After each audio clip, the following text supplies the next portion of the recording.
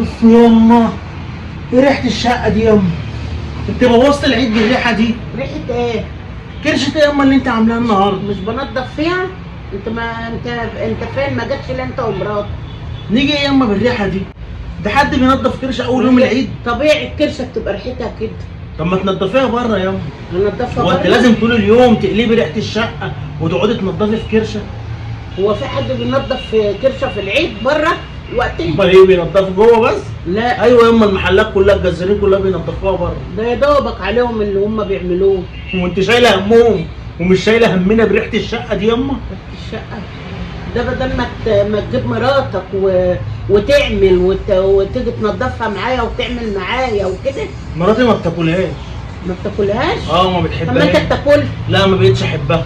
الأول. لما مراتك بقى دلوقتي بتقول ما بحبش الكرش، انت عملت زيها. هو الأكل لأن بالعافية. انت ما بتحبش الكرش، انا ما بحبهاش. مع ان انت كنت بتدوس فيها دول. يما الريحه دي قاعده كده ازاي يما؟ ريحه انت ريحه. بوظت العيد وتروقت العيد بالريحه دي. انت ما انت طول عمرك كده، ما الشقه كرشه والحاجات دي بنعملها عادي يعني. مراتك بقى اللي عملتك من ده، انت كنت بتحبها موت. ليها حق ما تجيش معايا، هي قالت لي ما بروحش في العيد الكبير عند ماما عشان ريحه الكرشه والحاجات اللي بتعمليها دي. الكرشه دي يا ابني احلى مزاج واحلى اكل. انا مزاجي ايه يما؟ الله، لما تتنضف كده وتتغسل بالليمون والملح والدقيق والحاجات ديت وتاكل منها بقى جميله. والريحه اجمل. والريحه، ما الريحه بتروح مع علينا. انت تاخدها لمراتك، تدور عليها غسيل، تغسلها بالليمون والملح والدقيق، وتوضبها كده وتقطعها. ايوه، وتقطعها حتت صغير عشان ايه لما تاكل بالمعلقه تاكل ايه على طول، مش ما تقعدش تشيل. تمام.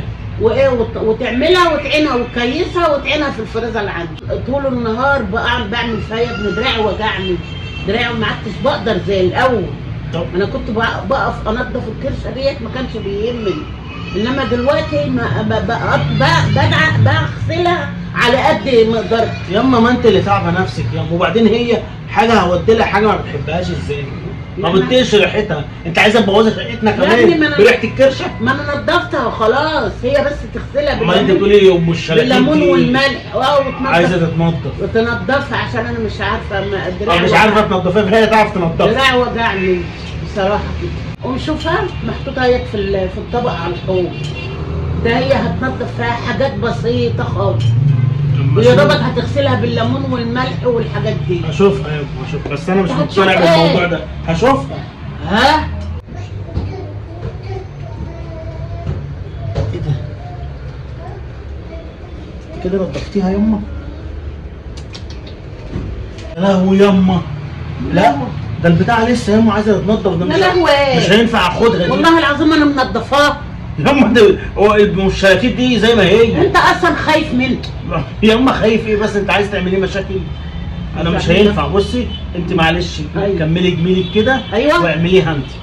ولما تيجي تطبخيها قولي لي. انا هاجي بس اكل معاكي حته كده من نفسي. أيوة. وخلاص. لا يابا، روح اكل مع مراتك هناك، والله ما تدوقها ولا تحطها في حنك يما طالما ما انتش عايز تاخدها لمراتك تعيد عليها تنظيف. يما انت عايزه تبوظي ريحه الشقه يلا برضه يا يما؟ عم، شقتك ايه؟ هي شقتك احسن من شقتي؟ يبقى لازم نبوظها. ها؟